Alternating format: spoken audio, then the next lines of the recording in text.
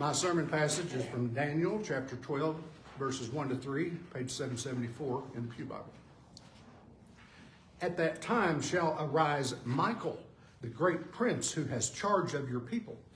And there shall be a time of trouble, such as never has been seen since there was a nation till that time. But at that time your people shall be delivered, everyone whose name shall be found written in the book. And many of those who sleep in the dust of the earth shall awake, some to everlasting life, and some to shame and everlasting contempt. And those who are wise shall shine like the brightness of the firmament, and those who turn many to righteousness like the stars forever and ever. The word of the Lord. Thanks be to God. May God grant us wisdom and courage for interpretation.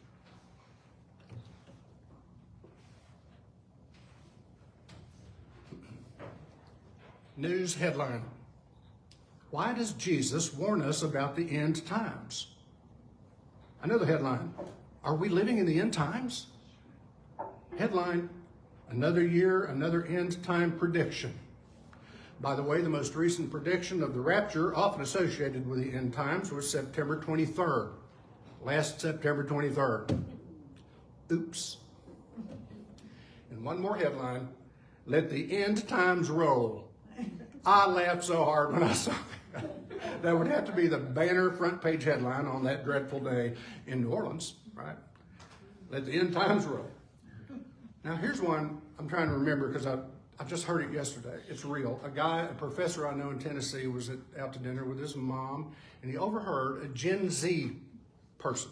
I don't know how old that is. A young person, right? Talking to some other ones. And this is going to make you laugh and cringe and pray all at the same time. He said that the young man told these older folks, probably his parents or grandparents, that Jesus was fixing to come back and he was going to throw all the Democrats into the lake of fire. And every Republican that had ever died was going to rise up, and those who are still living was going to rise up and meet the Lord in the air. Isn't that crazy? Now it's funny, but it's dangerous because there's thinking like that out there, not just among kids who may or may not have resources to act on it, but among actual adults who do. So laugh, but pray and beware. You know, the end is near. It's always near for somebody. I don't think I ever got out of church. I never heard a sermon growing up that didn't include that reminder of our own personal apocalypse is. It's apocalypse is. We're talking about us. And now we're ready to hear from that prophet Daniel and consider apocalypse now and apocalypse then. You know, the book of Daniel is a favorite among fans of the end times, along with the Revelation. But Daniel doesn't fit into any tiny box where the people want to trap him. Like so much of the rest of theology, their theology, they want Daniel to be all about them. And they want Daniel to be all about the end time as they see it. They flip from Daniel to Revelation, to Daniel to Revelation, to the latest news from the Middle East, and they go back and forth. I've always said since I realized what was going on that preachers preach too much out of the international pages of the newspaper and not enough out of the state and local government pages. Because you listen to these prophets and you really ought to be thinking about your neighbors, not what's going on the other side of the globe, as far as I'm concerned. See, Daniel was writing about what seemed like apocalypse then to him, not apocalypse now to us. The time of the story starts at one end time for the ancient Israelites in the year 586 BC. You know, I know you might get tired of hearing this rehearsal of the story, but it's so important to these prophets that I have to go over it again just because. In the year 586 BC, when the Babylonians under Nebuchadnezzar had conquered Jerusalem, destroyed the temple, and taken the people into captivity.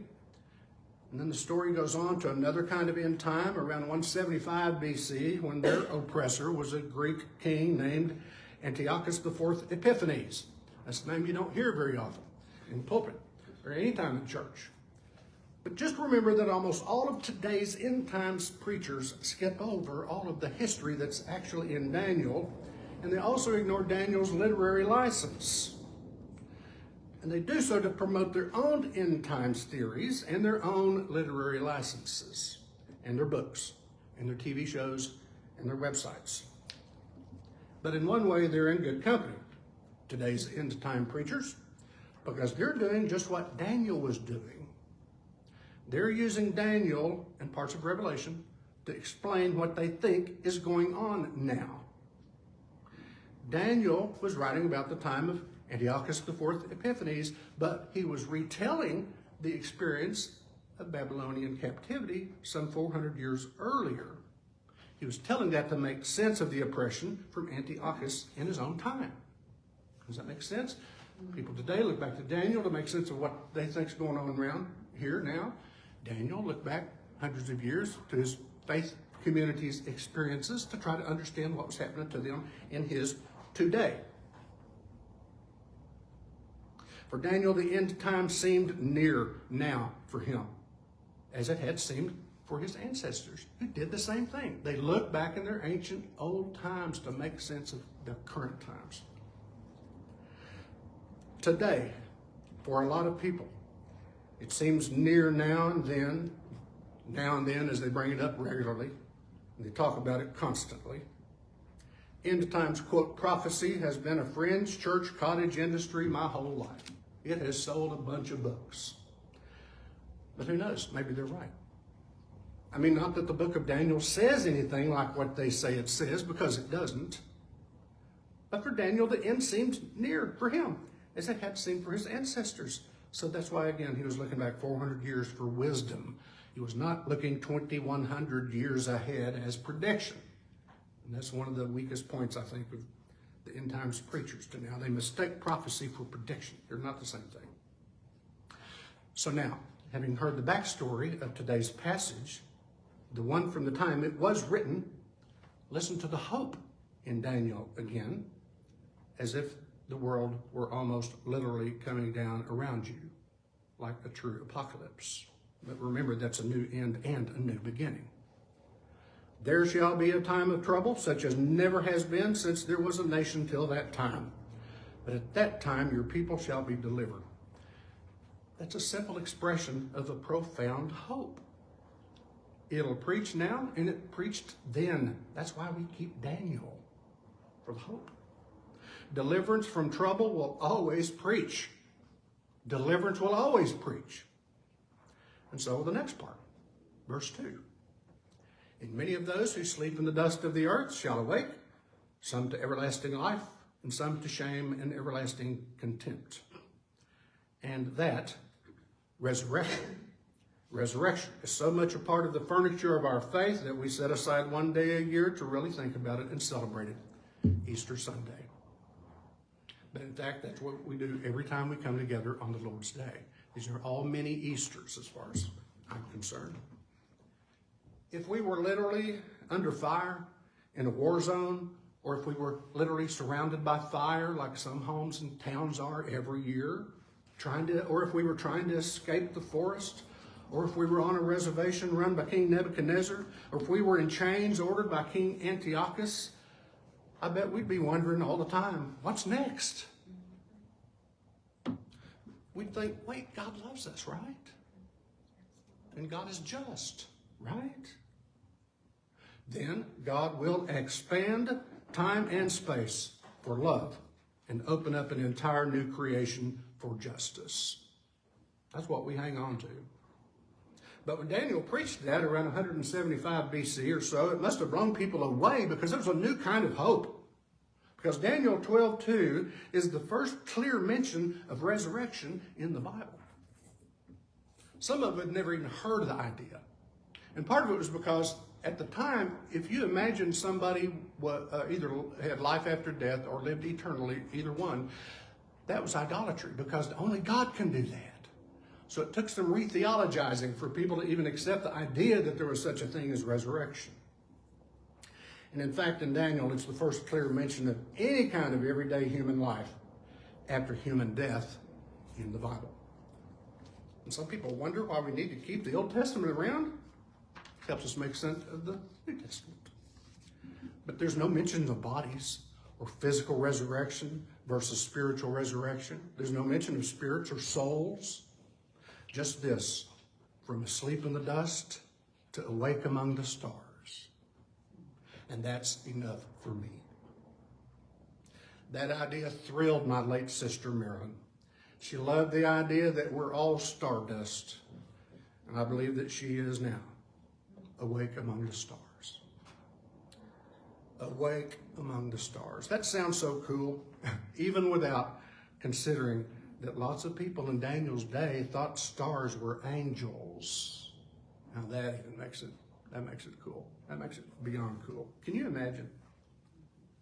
Now people have been looking up in the sky a lot lately to see the northern lights. They've been visible as far south as Alabama and Texas. You know, there's a picture that went out of an OHP car, highway patrol car, south of Altus, right, almost in Texas, with the northern lights behind it, shot toward the north. In Altus, the northern lights were visible. For the ancients, with zero artificial light to hide the heavens, the sky was full of stars and life. To the ancients, the sky was alive, teeming with the glory of God in a way that we can barely fathom and cannot see even unless we go out to the desert or to western Oklahoma or to the Black Mesa or somewhere like that. And I want to tell you, brothers and sisters, it is worth a trip to the middle of nowhere in the middle of night just to look at the unhidden sky for a reminder that all creation is alive. So cool.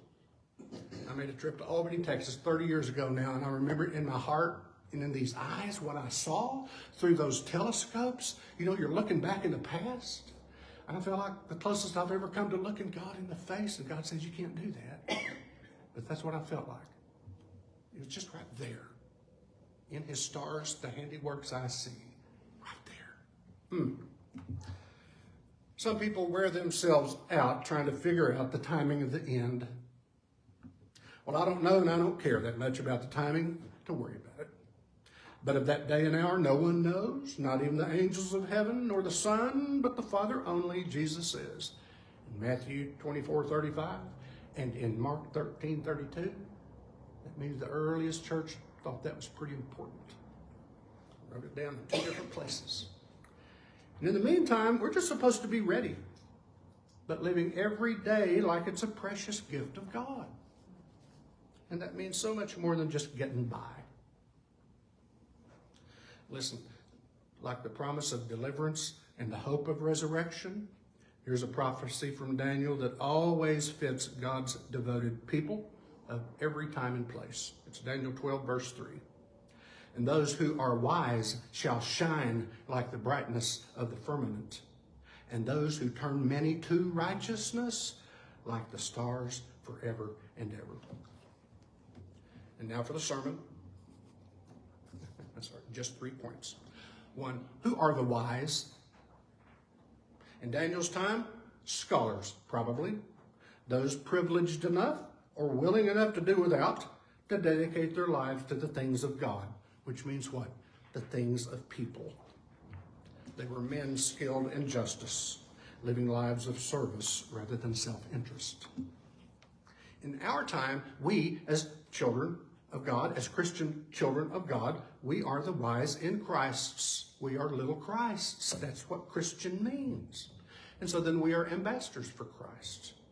So let us look to those ancient scriptures the early Christians embraced to explain Jesus and embrace them ourselves as models for how we're supposed to act in the world and for the world and for Jesus and with Jesus and toward one another. May we see ourselves as servants of Christ and as a light to the world, knowing and proclaiming the gospel. The gospel is the light of the dark world is Jesus.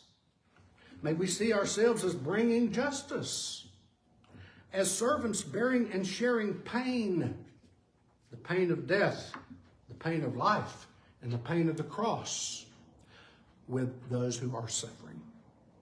The suffering are not alone. And we're not alone. Let us be servants and prophets out to restore righteousness in the world that God so loves, praying and collaborating with God, that God's kingdom come and God's will be done on earth as it is in heaven. 2, what does it mean to turn many to righteousness? It means that we stand as Christians as models of looking beyond ourselves, finding ways to serve others, especially when the end seems near. When everybody starts thinking again that the one who dies with the most toys wins, or the most governors in their party, or the most seats in Congress, or the most bombs and missiles, or the most golf courses, or the one who dies with the most souls saved. Are you a soul winner? I'm not. God is. Jesus saves, not me. God wins souls. I share the gospel, and you should too, with lips and breath and hands and feet and treasure and time. But God woos. People respond or they don't. How some people think of themselves as soul winners has always made me cringe a little. Really? But yeah, share the good news that Christ can make me and make you right before God, righteous even. But for Christ's sake, it is and has always meant more than that. To quote, turn many to righteousness means to seek out and expose and empower justice in this world for all, not just waiting around for it in the next. It means justice and peace and reconciliation and mercy and love, all those Jesus-y things, all our deepest yearnings about God and our deepest yearnings of hope for the world. In our hearts, in our homes, flowing out from ourselves to our neighborhoods, and for the most courageous among us, the bravest, into the streets until it hurts. And some people do get hurt when the handcuffs and the zip ties come out and the bear spray. You've seen the picture of the Presbyterian minister in Chicago, didn't you? His collar's right there, and he's got bear spray soaking his face. He was not breaking the law. He was expressing his faith and his opinion in a public place, and I see. He's alive, but he was hurt.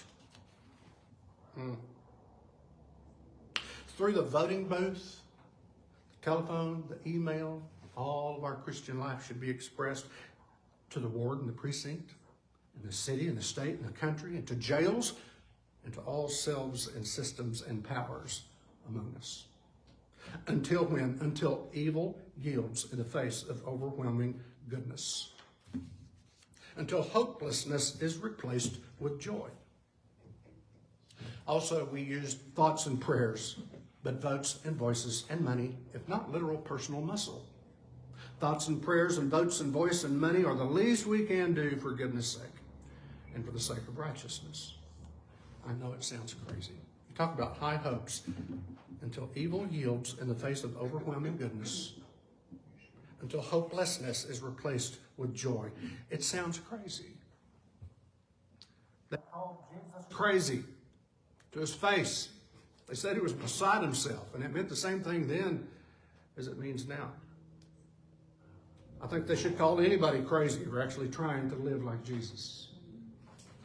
Lord knows nobody's perfect. But if anyone accuses us of being Christians, I hope there's enough evidence to get a conviction. I stole that from someone, but it's a great thought. I hope there's enough evidence to convict me if I'm ever accused. We are all in this thing together. We're not alone. And that is the last takeaway from this apocalyptic passage from Daniel 3. It says in Daniel 12, verse 1, at that time shall arise Michael, the great prince. Michael? In the book of Daniel, Michael, the Archangel, is Israel's guardian angel and is a great warrior. I always remember this when I first got past the notion of angels being little cute cupids. And I saw someone draw what they envisioned an angel was, 12 foot, 15 foot tall, armed to the teeth, out to protect me. I got that when I was a little kid, when I really wanted to know. I wanted to be able to understand what it meant that God protected me, and I carried that with me since I was about 8 or 9. Isn't that great? Makes me think of Prince Valiant. Any of y'all remember Prince Valiant, the old newspaper cartoon? He was bad. I want my guardian angel to be bad.